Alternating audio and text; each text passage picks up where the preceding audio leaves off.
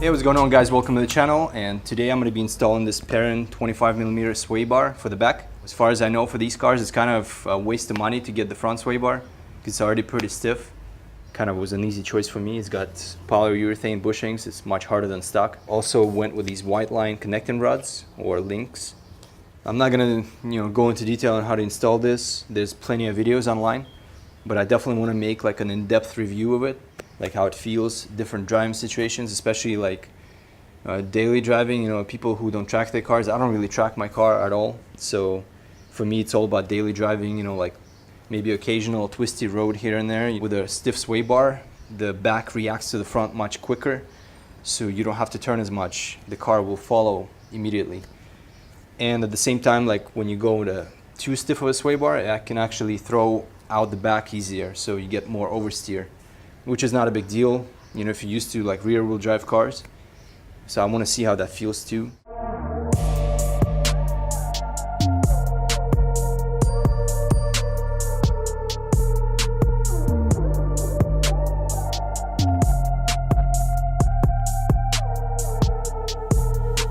Hey, what's going on guys? Just a quick update. I've driven the car for about a week with the settings that I set up last time, and to be honest, I didn't notice that much difference.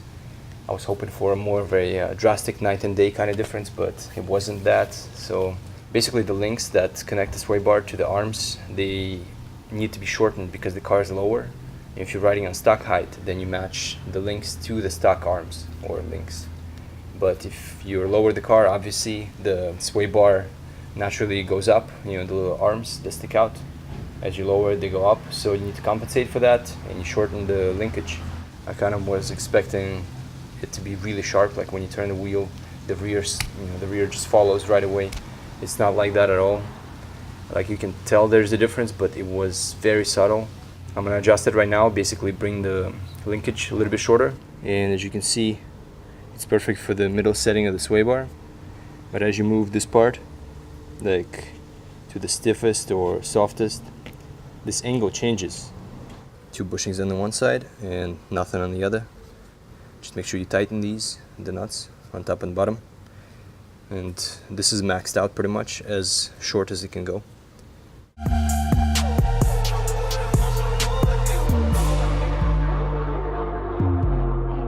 So this is supposed to centralize your sway bar from moving left to right, and goes right behind the bushings on both sides. Once you get it even, you just tighten the collar, and that's pretty much it. Yeah, just a quick update. I decided to get these as well. They're, I guess, support beams, and they sit sort of diagonal like this, and this point connects to your pivot where the lower control arm sits, where it swivels like this, and this part connects to the bracket where the sway bar bushings are. And I set the sway bar to the stiffest setting, as well as the stiff bar itself being like 25mm. It's a really aggressive setup, so it's kind of nice to know that the bracket is not overstressed on either side. Let's go ahead and get these painted and see how it comes out. I'm scuff them up with some Scotch-Brite and then decrease, and I guess spraying with some red and then clear coat on top of that, so it should come out nice. Yeah, let's go ahead and do it.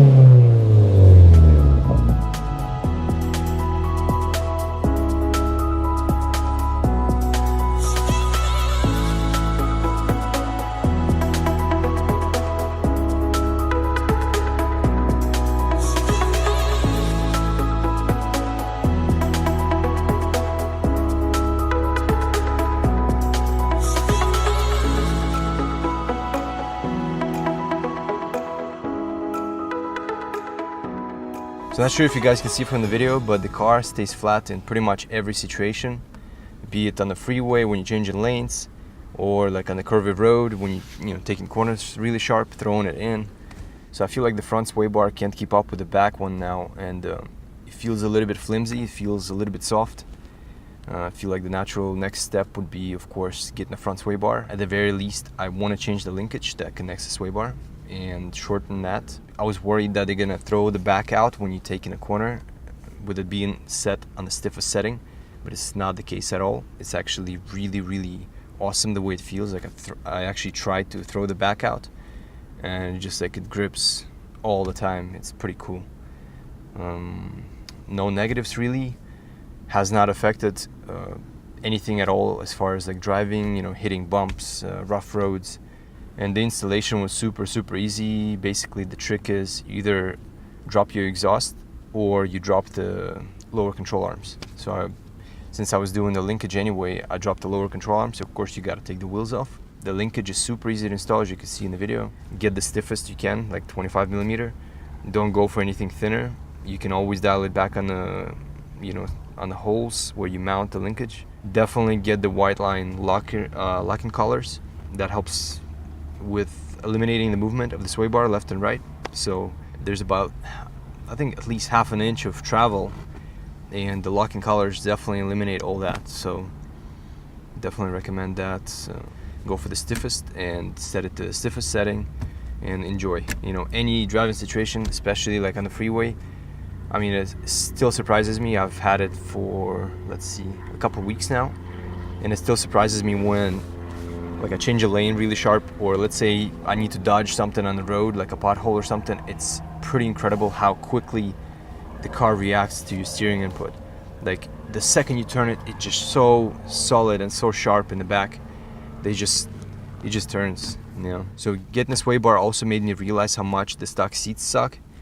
And like when I change it, you know, when I change lanes or take a corner, I actually feel like I'm sliding out of the seat.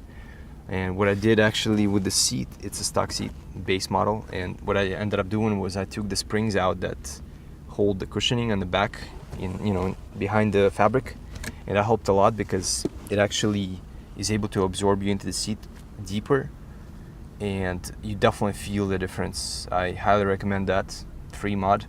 All you have to do is unzip the back, and you'll see the springs on top and bottom. They hold the whole cushioning, and at first it'll make like a squeaky sound a little bit, like when you sit at a weird angle or something, but eventually it'll break in. So I mean, it's about an inch or so of depth that you gain with it, and feels a little bit kind of like a bucket seat. Not even close, but it's better. It's better than the stock one for sure. Yeah, I hope this video helps in choosing your sway bar. Alright, see you guys in the next video. Have a good one.